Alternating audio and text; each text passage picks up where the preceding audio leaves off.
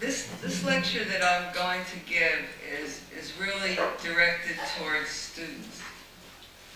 And I know there are a lot of people here who aren't students, but I suppose we're all students in a way. But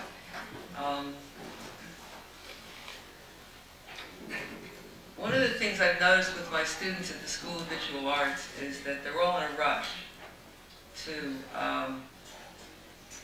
to get to be painters and to get to show their work and to be out in the world and to have a career and all the things that people want to do when they're young artists. And my message is that it takes a long time to become what you eventually become. Miles Davis said it took him a long time to play like Miles Davis. And that's exactly the way it works. My lecture, therefore, I'm going to show you approximately 80 slides. And I'm going to show you from my very first painting to one of my very last paintings. So you will see the process that a painter goes through to become a painter. And I'm going to talk for about 5 or 10 minutes now, just so before I show the slides. You'll see the growth. You'll hear me talk about the fact that I didn't think I did a good painting until 1969, and I started in about 1963 or 62. And every day I would say to myself, I just can't wait to do a good painting. I just can't wait to do a good painting. And in fact, you'll see the good painting that I did. I'm going to show you about 80 slides, so keep in mind that there are maybe 800, so I'm showing you only a small percentage of what I've done over the years of the paintings that I've done, but I had to pick and choose. I was saying to Mary Frank before when I came in that I was sorry I didn't bring more of my figurative work with me, because I know the studio school seems to specialize in figurative work, and there seems to be a lot of figurative work on the walls anyway. But I did go through different periods of time, and I've always put figures in my work, and I would do it tomorrow if I felt like it. You'll see, there's a lot of paintings that are figurative. So let me then just give you a little bit of a background about myself, which is that I began painting when I was a senior in college. So that's late. I was about, how old are you when you're a senior in college? I was in my early 20s. Is when I began painting, and it was only because I had an elective and I took a painting course as a senior. I fought very hard to take this painting course. I didn't want to take any introduction to color theory or anything like that. I just wanted to paint. I had this idea, I just wanted to paint. And somewhere halfway through the course, I did a painting, which will be the first painting I'll show you, and my teacher said to me, "How do you like Jabloensky?" And I said, "I've never heard of Jabloensky." So that brings us to the fact that I grew up in a family that basically had no music, no culture, no art, I never went to a museum. I was culturally deprived, let's put it that way. And I think that I spent a lot of my childhood being very anxiety-ridden, so that explains other things about my work, maybe. But he dragged me up to the slide room and she showed me this slide of Jabloensky, and it was really so close to what I had done in color and feeling and spirit, etc., that was the moment that turned my life around. And I always say this one thing, and I'm really bored to say it, but I'll say it anyway because maybe you haven't heard it. But I really felt like when I began painting, that was when I began speaking for the first time. I really felt like this, even though the paintings weren't good in the beginning, you'll see a lot of paintings that you won't think are very good, but I really felt like this is a way for me to speak. I have never been able to say how I feel or talk about things where anyone I felt listened to me. So this was a way for me to be able to speak. And anybody who's heard my lecture, I apologize, because a lot of it, you're going to hear probably some of the same things over again. But I don't feel too bad, because the other night we went to see Arlo Guthrie in Carnegie Hall, and it was the same exact concert he had given in Woodstock 2 months before, but I enjoyed it just as much. So, so let's begin in 1962 with the very first painting, one of the first paintings I did in that painting course as a senior in college. So am I going to get to focus, or are you going to get? I'll get the focus. Okay. Great. This is a portrait that I did of my brother and sister-in-law, and it was done, I think, from a pretty naive point of view. I mean, as I said, I knew nothing about art history or anything that was going on. But by the way, if you have any questions to ask as I'm going, feel free to do so.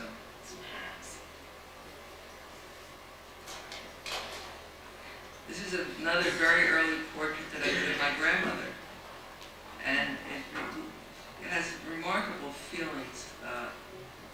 It really looks like her.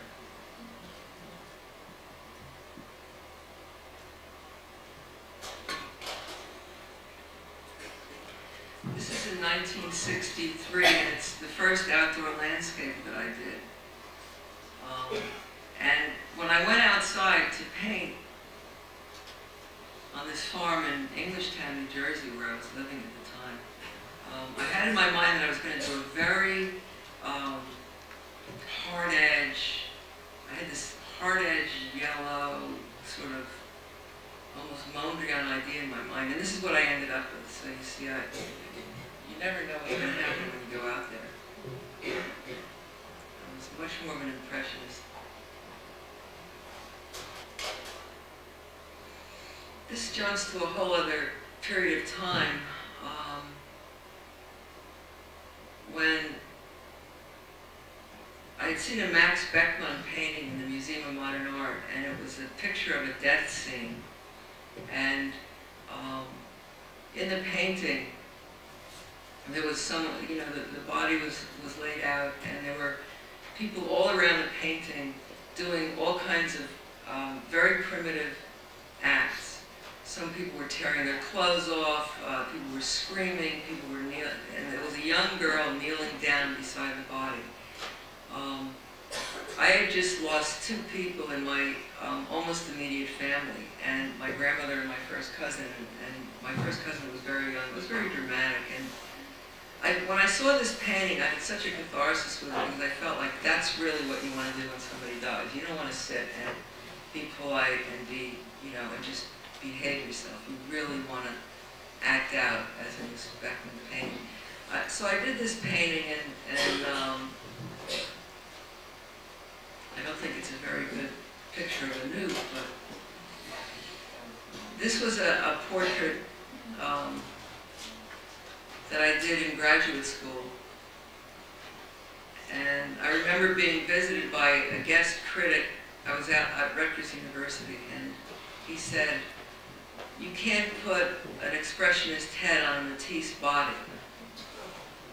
And I thought that that was very funny, because of course I had done that, and it was, I don't know why he would say I couldn't do it, but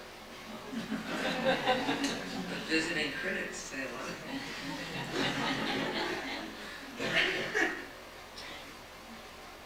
I mean, music, I think, teaches me a lot more than painting sometimes. I listen to music constantly while I work, and I love the complexity of music, and I love the idea that in a piece of music you can have joy, you can have sorrow, you can have resolution, you can have comedy, you can have all different kinds of things, and I always love that idea of the many sections and many parts of a piece of music. In the days I was making this painting, I used to think about the upper left-hand corner being the beginning of the painting, and the lower right-hand corner being the end of the painting, and the resolution being somewhere on the upper right. So I have all these kind of ideas going on about placement of strokes. What's the scale? Pardon me? What's the scale? This is, I think it's 6 feet by 10 feet.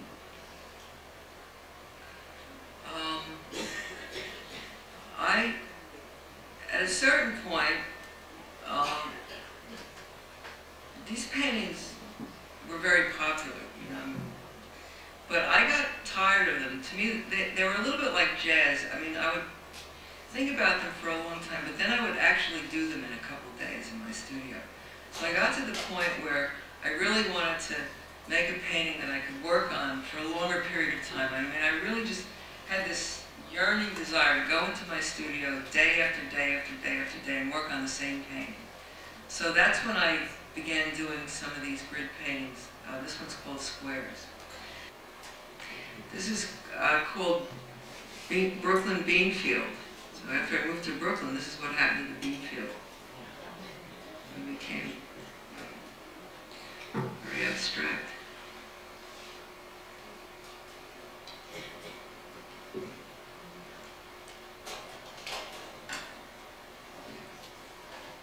Wheat field with music.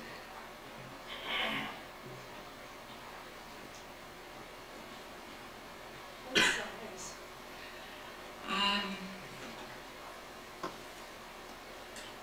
I think it's something like 6 by 9. Approximately. Is that all oil paint? Yes. All oil paint. Well, I always use acrylic as an underpainting, but what you see is all oil paint.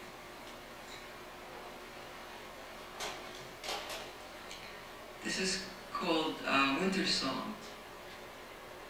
And the top part is a large piece of silk that's just stretched over the stretcher, over the canvas.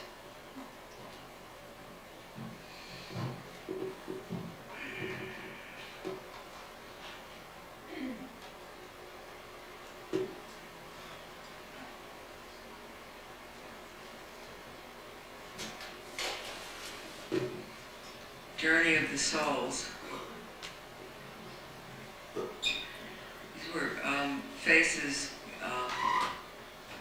carved into wood, and then I did prints not only with rice paper but also with silk, different kinds of silk, and pasted them on. The middle part that's so black is a piece of velvet. And I did a whole series thinking about the AIDS crisis, and this is one of them. And this painting, I think, is 6 foot by 12 foot.